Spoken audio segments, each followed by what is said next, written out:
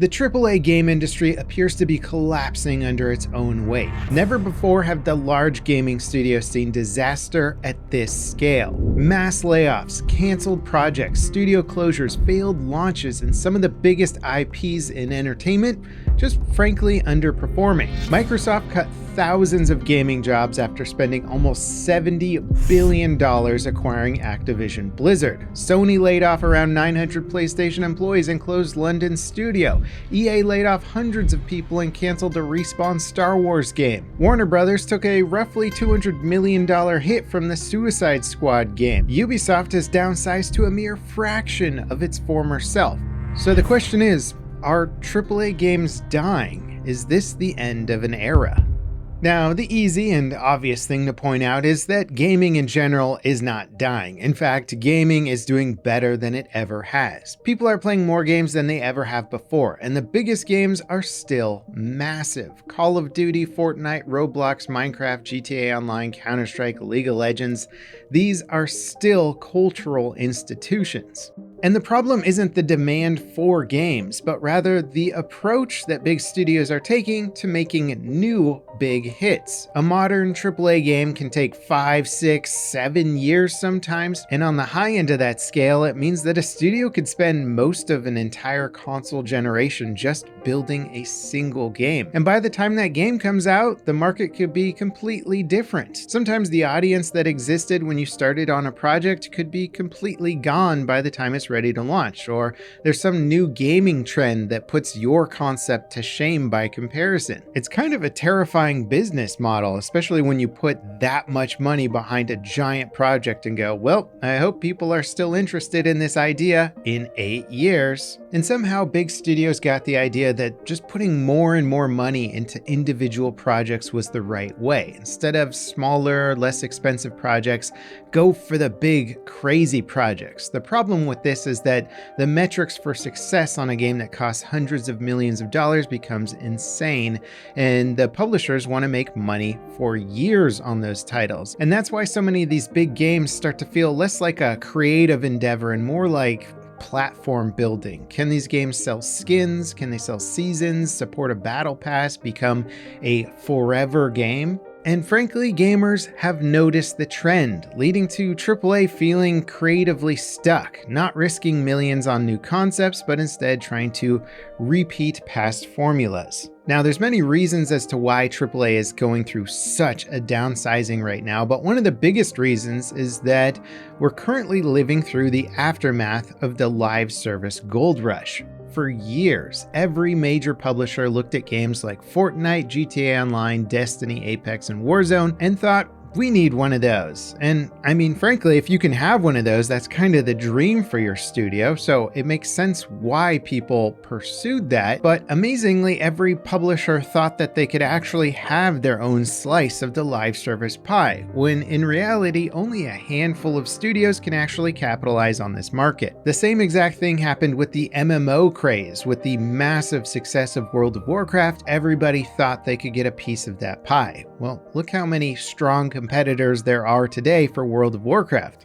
Not many. And one of the fundamental principles here that so many publishers are ignoring when they conceive of their next big project is time. Players only have time for a few forever games. I don't really know anyone who's committing a lot of time to more than 2 big games, let alone players playing up to 6 live service games, which is what studios seem to think gamers are doing. And every new live service game that comes out isn't just competing with other new games that launch that year, they're competing with every legacy live service title on the market. Roblox, Minecraft, GTA Online, Counter-Strike, Valorant, League, and every other game that already owns people's time. That means a new live service game can't just be good, it has to be so good and exciting that it's going to make people quit what they're currently playing. That means you have to make a game that's better than games that have been around for a decade. And it's not impossible, but really the only way you can do it is to come up with a new, super exciting concept, not trying to repeat what's been done before.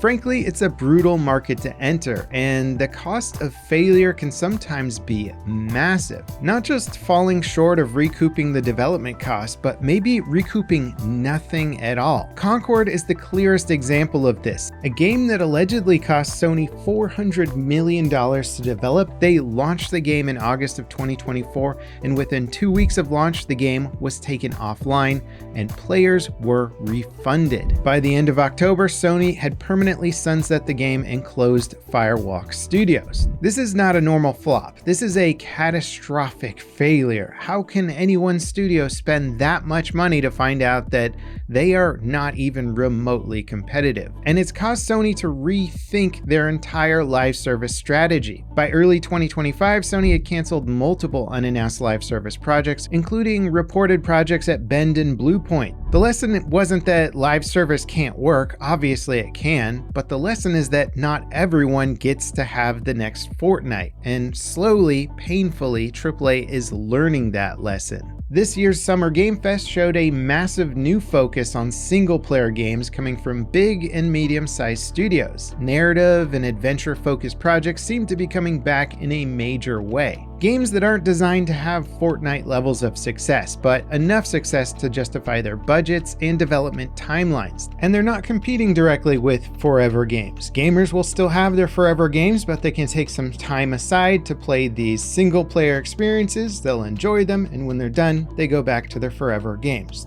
Now, arguably one of the biggest threats to the AAA gaming status quo is the rise of AA and indie developers, who are successfully competing and beating AAA titles at their own game. And they're doing this by leveraging a lot of the new innovative tools in the game industry. They're bringing a huge amount of passion to each of their projects, and they're made by smaller development teams that can pivot faster than bloated AAA studios. Developers like Ghost Ship Games have demonstrated this through flexible design strategies and intense early access periods, a strategy that has helped games like Deep Rock Galactic sell over 9 million copies. These studios are able to succeed by embracing word of mouth again and aligning their games with player interest quicker than AAA can. Now, this subject is quite deep, and frankly, there's a lot of other little factors poking at what's going on here. Too many to cover in a short form video like this, but when it comes to whether or not AAA games are dying, I don't think it's fair to say that, but it is fair to say that the strategies around AAA development are completely changing,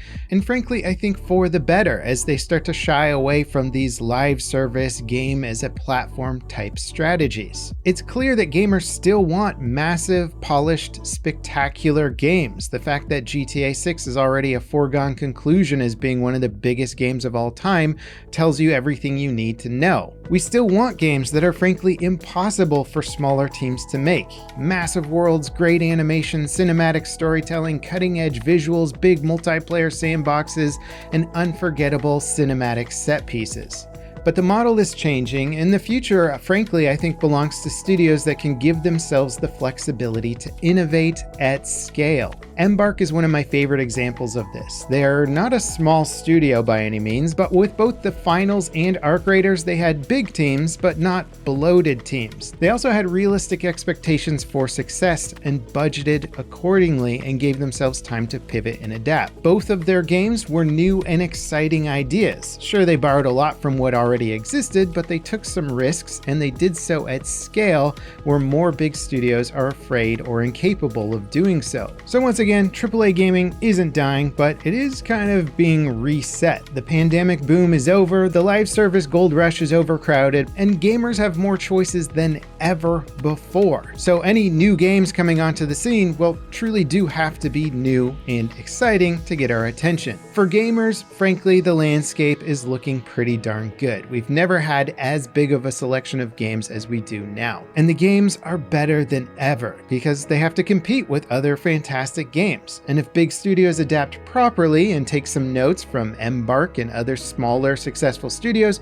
we could be in for a new era of AAA games that excite gamers once again. But the next big waves of successful AAA games probably won't be the mega forever games that you're used to them shooting for. They might be single player experiences experiences, or smaller scale co-op games that aren't meant to live forever. And the studios that aren't able to adapt and learn these important lessons will continue to shrink into obscurity, while AA studios will grow to take up the mantle. I'm not concerned about the future of gaming, but I'm also not celebrating the downsizing that's happening right now. A lot of hardworking developers are losing jobs because of the industry's poor judgment and poor leadership. Hopefully these jobs will come back someday, or that AA studios will eventually grow big enough to employ a lot of the people who have lost their jobs over the years. And as I said before, this issue is not necessarily simple or straightforward. There isn't just one or two things that are affecting the downsizing of AAA gaming. There's a lot. And if there's some interesting contributors that you think I'm overlooking or didn't include in this video, let me know in the comments. I'd be curious to hear your opinion on it. Also, if you want to see some behind the scenes for an indie development process, check out the latest devlog for Sea-Beams, a spaceship action RPG